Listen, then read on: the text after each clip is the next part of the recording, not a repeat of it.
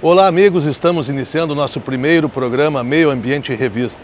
Hoje estamos aqui para falar sobre a crise hídrica no Brasil e também aqui no estado do Rio Grande do Sul. Para este primeiro programa estamos aqui, nada mais justo e nada mais apropriado do que gravarmos aqui diretamente da estação de tratamento de água da Corsã.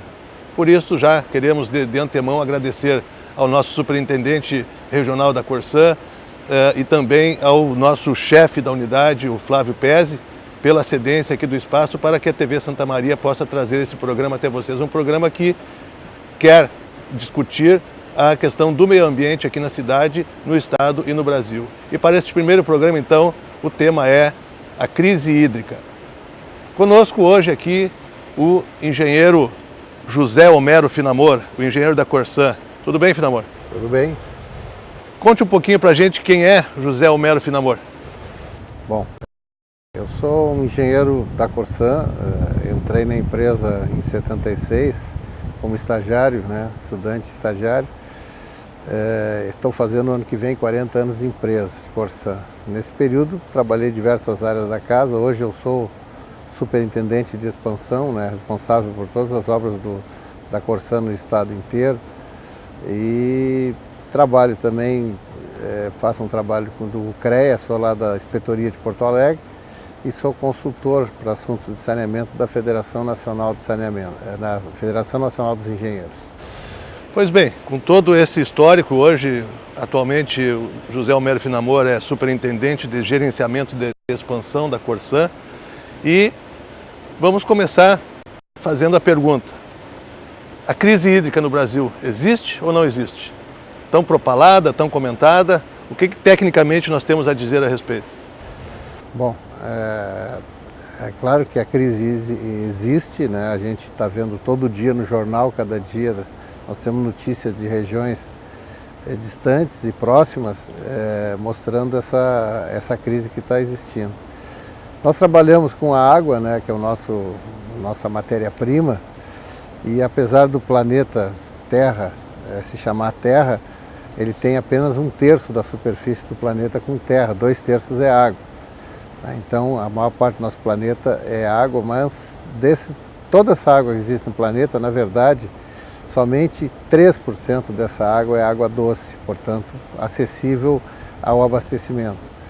E desses 3%, 2% são os dois polos, norte e sul, que estão na forma de gelo e muito longe da população. Então apenas 1% de toda a água existente no mundo, e somando isso a água superficial e a água subterrânea, esse 1% está disponível das populações para utilização, para abastecimento. E ainda tem um grande problema, é a distribuição. Onde tem muita população não tem água. Os dois maiores rios do mundo que existem, o Amazonas e o Nilo, estão em zonas de baixa densidade populacional.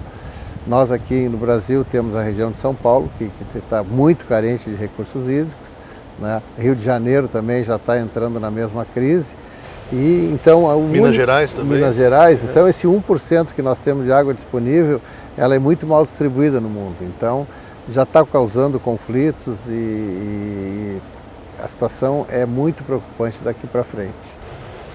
Em São Paulo, que mais se ouve hoje na mídia, mas como já foi falado, também Minas Gerais e Rio de Janeiro já sofrem os problemas.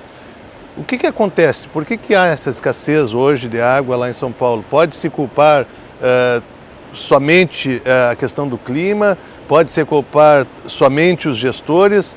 Pode-se culpar somente os usuários? O que há esse conjunto de fatores que levaram a essa crise em São Paulo, na sua opinião? Bom, na verdade São Paulo, ele tem uma parte do estado de São Paulo, que é a parte oeste, que ela tem o Aquífero Guarani entrando naquela parte. Então as cidades que ficam naquela zona, a maior delas é Ribeirão Preto, ela tem o abastecimento subterrâneo, toda ela pelo Aquífero Guarani. A capital, São Paulo, e a região metropolitana já ficam mais próximo ao litoral. O Aquífero Guarani não chega naquele ponto, então é só água superficial. Os dois maiores rios que cruzam São Paulo, o Tietê e o Pinheiros, chegaram ao ponto de não se conseguir mais tratar aquela água para se beber, de tão poluídas que estão. Então, o que restou para São Paulo? Fazer barragens de acumulação. E São Paulo hoje tem 5 grandes barragens que abastecem o sistema o metropolitano, que é Cantareira, Alto Tietê, Guarapiranga, Billings, são as barragens que abastecem o sistema. Só que São Paulo, a aglomeração ficou tão absurda, né? O Rio Grande do Sul, com toda a sua população urbana e rural, tem 11 milhões de habitantes. Ali em São Paulo, na região metropolitana, tem 22 milhões de habitantes, dá 2 Rio Grande do Sul. Então, pelos cálculos que a gente faz com relação aos números da Corsan, São Paulo precisa de 100 milhões de metros cúbicos por mês para abastecer a população. Isso aí é 100 bilhões de litros de água. Então tem que chover muito para poder repor isso aí. E lá a gente está hoje com os reservatórios a nível de 17, 16, 17% da capacidade total.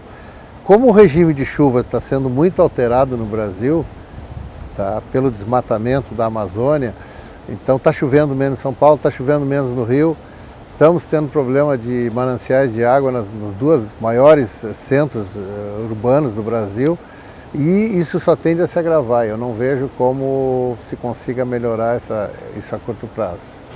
O que você sabe é que a Sabesp, que é a empresa de saneamento de São Paulo, lá em 2012, em seu relatório, ela já prenunciava que haveria uma crise no volume de chuvas, né? Tanto é que ela colocou isso em seus relatórios. Não deveria ter havido uma precaução, uma prevenção por parte da empresa, já sabendo que teria essa escassez de água? Na verdade, o regime de chuvas está mudando muito no Brasil, né? Porque as chuvas da região sudeste, aquela região central, que pega São Paulo, Minas, Espírito Santo, Rio de Janeiro, chuvas que vêm provenientes, que descem da Amazônia, né? Então, as correntes que levam esses ventos vão até próximo à Cordilheira dos Andes, batem na Cordilheira dos Andes, que ela é muito mais alta, e pegam toda aquela água que está evaporando da floresta amazônica e trazem e precipitam toda a região sudeste. Com as queimadas, com o desmatamento da região Amazonas, está acontecendo que a quantidade de chuva está diminuindo, tá? E aí não tem solução. Se a quantidade de chuva está diminuindo, cada vez mais tem que se aumentar as barragens, porque é uma zona que tem pouco rio ali naquela região. Bastante gente e pouco rio. Bastante gente, pouco rio. Então, cada vez aumentar. Hoje já é abastecido por essas 5 grandes barragens que a gente só ouve falar no sistema Cantareira, mas na verdade Cantareira é apenas uma das 5 barragens. Todas elas estão comprometidas em São Paulo. Agora já está brigando para pegar a água do Rio de Janeiro, né? No rio que fica na divisa com o próprio Rio de Janeiro, entre o Rio de São Paulo, e aí vai começar aqueles conflitos pela água, né? E isso é preocupante, porque ou se faz sistemas de custo altíssimo para prever, buscando água em bacias muito distantes, tá? Já está se prevendo buscar na bacia de Registro, que fica quase na divisa com o Paraná. São 300 quilômetros de distância para recalcar água com energia elétrica permanente, então é um custo estúpido, né? Para pagar esse descompromisso que se tem com o meio ambiente, né? O que muitos ambientalistas sempre alertaram, né, sobre a guerra da água a ser travada, e a gente acha isso sempre tão distante, mas entre São Paulo e Rio de Janeiro praticamente já há essa guerra da água, uma guerra jurídica, mas há, para ver quem vai pegar a água do Alto Cantareira, se é São Paulo ou se Rio de Janeiro que tem esse direito. Portanto, essa guerra, na verdade, aqui no Brasil já está existindo, embora não com armas, né, mas uma arma jurídica de definir, até por não haver mais mananciais e água sobrando, já começa a haver essa disputa, afinal, pelos mananciais de água aqui no Brasil.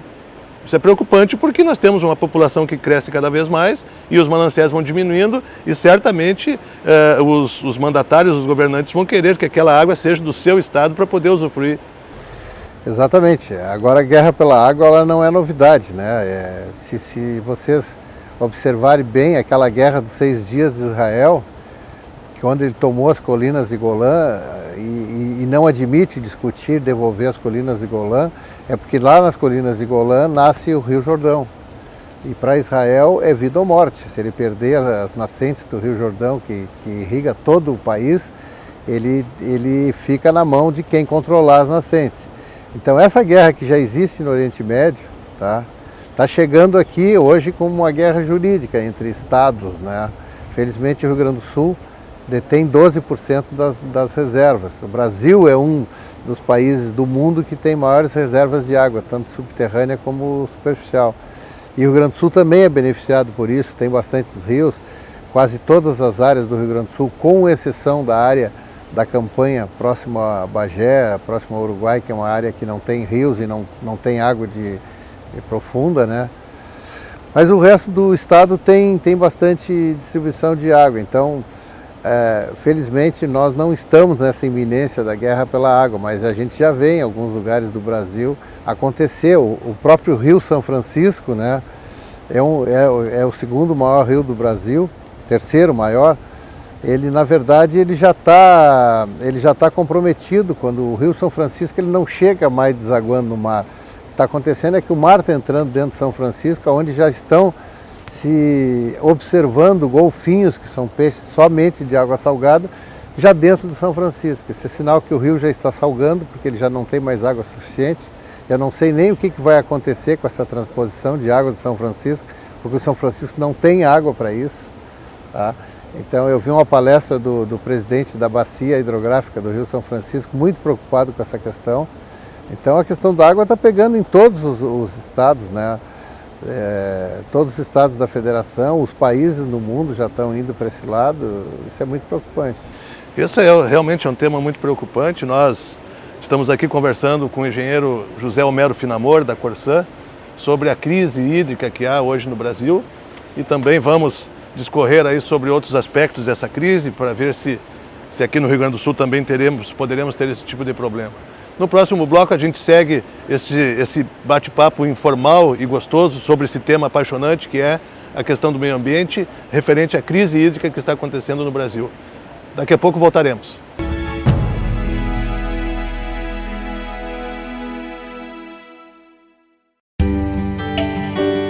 Ana acordou às 6h30 e tomou banho para trabalhar. Adriano conseguiu fazer sua sopa no almoço. Naquela manhã, Miguel regou o jardim. Se tem água, a vida acontece. A nossa presença na sua vida é infinita.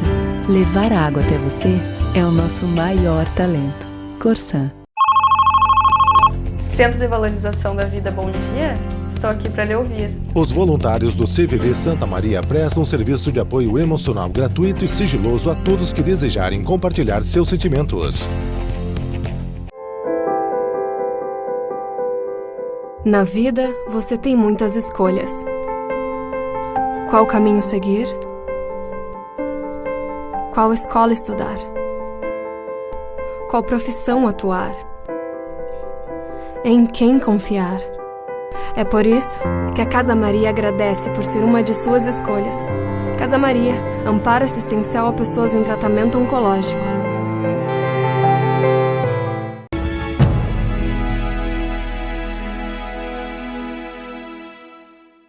Estamos retornando com o nosso programa Meio Ambiente Revista, hoje focando o tema da crise hídrica. Estamos conversando com o engenheiro José Homero Finamor, da Corsã, né, sobre esse importante tema e perguntando já, Finamor, dentro desse espectro todo de fatores que influenciam nessa crise hídrica, onde é que entra o usuário, qual é o papel do usuário, o que ele pode fazer para que isso seja minimizado, qual é a sua parcela de colaboração no sentido de minimizar ao menos os efeitos dessa crise? O usuário tem um papel importante, né? Tanto no consumo, de consumir aquilo que é possível dentro de uma razoabilidade do consumo. Hoje nós não estamos tendo problema de seca no estado, mas a cada 10 anos a gente vem vendo que nós sofremos uma grande crise. Eu lembro aqui em Santa Maria, lá em 1985, 86, nós tivemos uma falta d'água generalizada em Santa Maria por um verão muito seco, sem chuva. Depois nós tivemos, agora em 2005, 2006, também uma nova seca fortíssima no estado do Rio Grande do Sul. E agora, recentemente, em 2012, também tivemos em regiões, aqui como em Santiago, aqui do lado, uma barragem que há 60 anos nunca tinha baixado do nível máximo, ela secou completamente.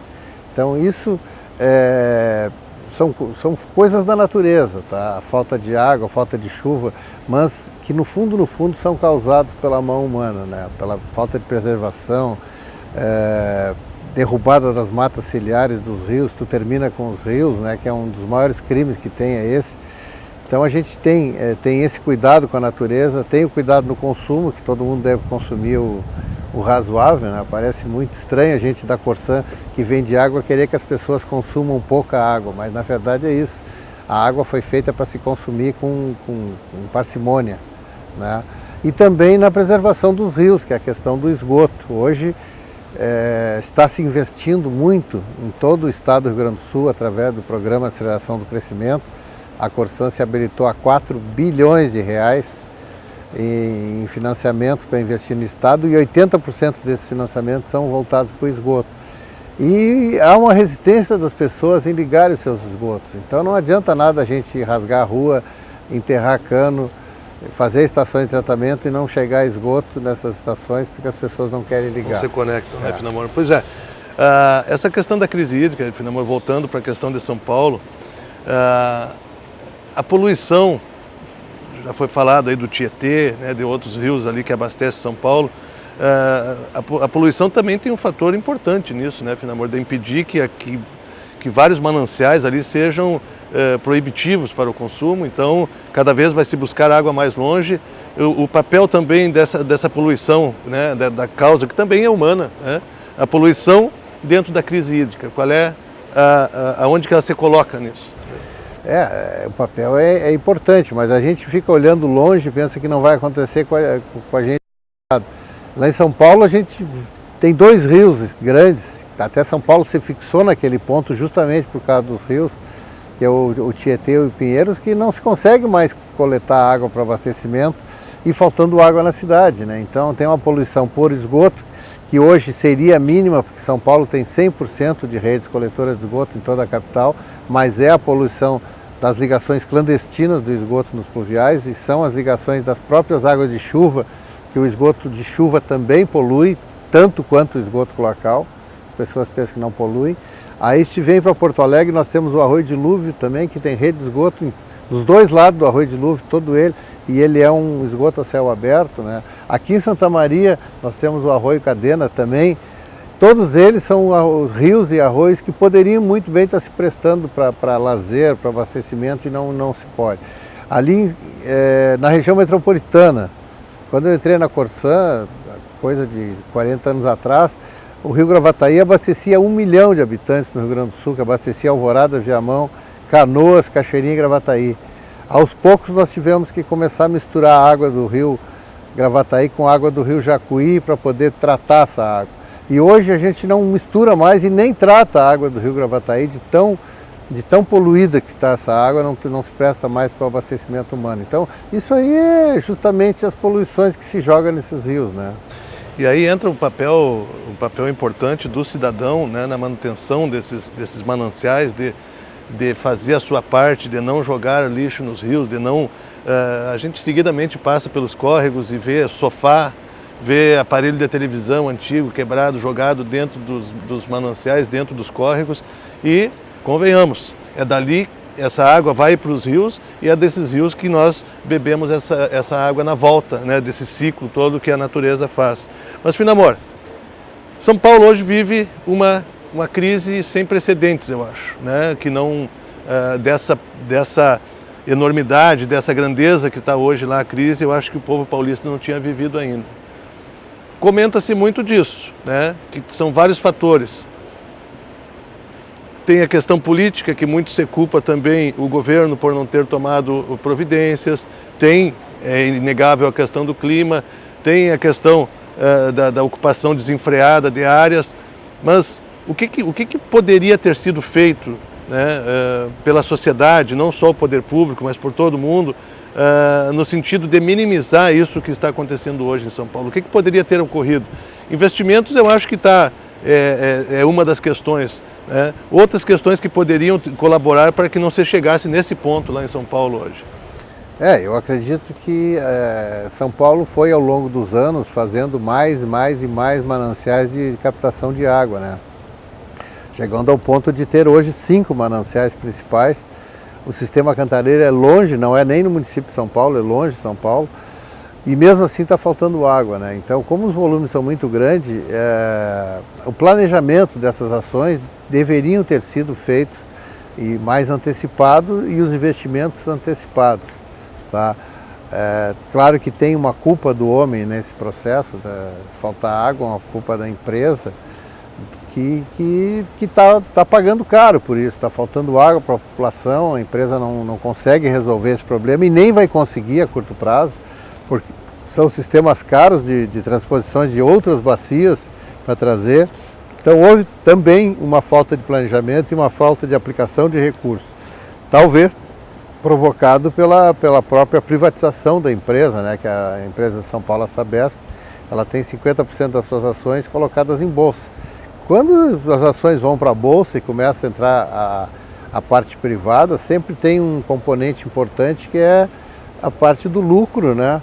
Ou a própria, quem compra ações de uma empresa como a Sabesp, como a Petrobras, ele quer ver o seu lucro lá de tirar seus dividendos todo ano. Então, às vezes, tu deixa de investir para acabar dando lucro e dar mais dividendos. Isso pode ter acontecido. Só pegando esse gancho da venda de ações, a Sabesp hoje, ela negocia suas ações na Bolsa de Nova York, é isso? Sim. 50% das ações da Sabesp estão negociadas em bolsa e os outros 50% são públicos do governo de São Paulo. Então, há um componente muito forte, né, das pessoas que têm as ações, na valorização das ações e retirar os seus dividendos todo ano. Isso pode ter acontecido, né, porque se tu vai pegar um dinheiro muito forte para investir mais em novos mananciais, tá? Se tu puder prorrogar por 10 anos de investimento, melhor, aí tu consegue amortizar melhor teu capital. Mas e se vem a seca e te pega, como pegou agora São Paulo, que desde o ano passado começou, até hoje não se recuperaram, com previsão de passar o próximo verão muito mal de novo, né? Então, eu acho que tem um pouco de culpa da empresa de não ter investido nisso. Isso que aconteceu lá foi a chamada abertura de capital, né? Que a empresa era totalmente pública e aí abre o seu capital para a iniciativa privada vem, compra 49,7%, que é o caso lá de São Paulo, das ações, e se forma uma sociedade de economia mista, público-privada. É isso que aconteceu lá na Sabesp? A Sabesp funciona assim, né? Nós temos no Brasil, cada estado tem uma solução para saneamento e tem todos os tipos de solução no Brasil, são 27 estados, nem todos são iguais. E aconteceu exatamente em São Paulo, foi aberto o capital, a empresa até se capitalizou com essa abertura de capital, investiu bastante em esgoto, a cidade de São Paulo hoje é praticamente toda ela coberta com esgoto, não investiu suficientemente em água e está precisando agora de recursos para investir em água, então vai ter que se endividar com financiamentos. Isso sempre tem um problema quando as ações estão em bolsa, né? Mas me parece meio dúbio essa questão, né, de ter o dinheiro de imediato para investir, mas daí 49% do teu lucro, né, começa a partir daquele momento a ir para as mãos de quem comprou as ações. Esse dinheiro, 49% que vai do lucro para a iniciativa privada, certamente faz falta ali para os investimentos também. O que se diz da Sabesp é que em 10 anos, Finamor, o lucro da empresa foi em torno de 4,3 bilhões de reais foi colocado nas mãos dos empresários. Esses 4,3 bilhões, eles poderiam estar se prestando para os investimentos necessários no estado de São Paulo.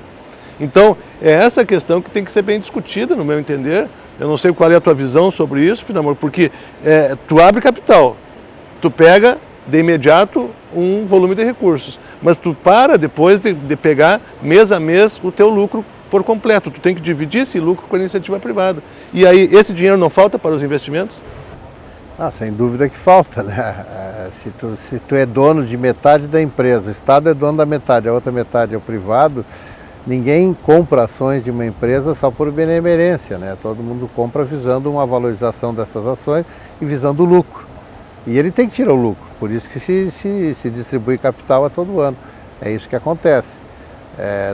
Eu trabalho numa empresa pública, ela é 99 e alguma coisa do governo do estado e o resto de algumas prefeituras.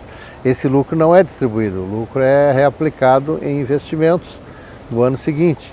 né? E ele alavanca aumento de capital e essas coisas que volta de novo para o próprio saneamento. A empresa, ela nem tem o que fazer com lucro, né? A Corsã não distribui lucro para os seus empregados, ela tem que distribuir o lucro de volta para investimento no Estado. Essa é a diferença da pública e da privada. Pois essa é a grande diferença que a gente vê também, né? Qual é a função de uma empresa pública, principalmente em se tratando de água e esgoto, que é saúde, e muita gente entende que saúde é um dever do Estado, que por isso então a empresa de saneamento deve estar nas mãos do Estado, do que essa diferença, diferente visão que você teve lá em São Paulo para abrir o capital da empresa. Então, mas esse é um tema muito apaixonante, muito instigante, certamente nós vamos continuar conversando sobre isso.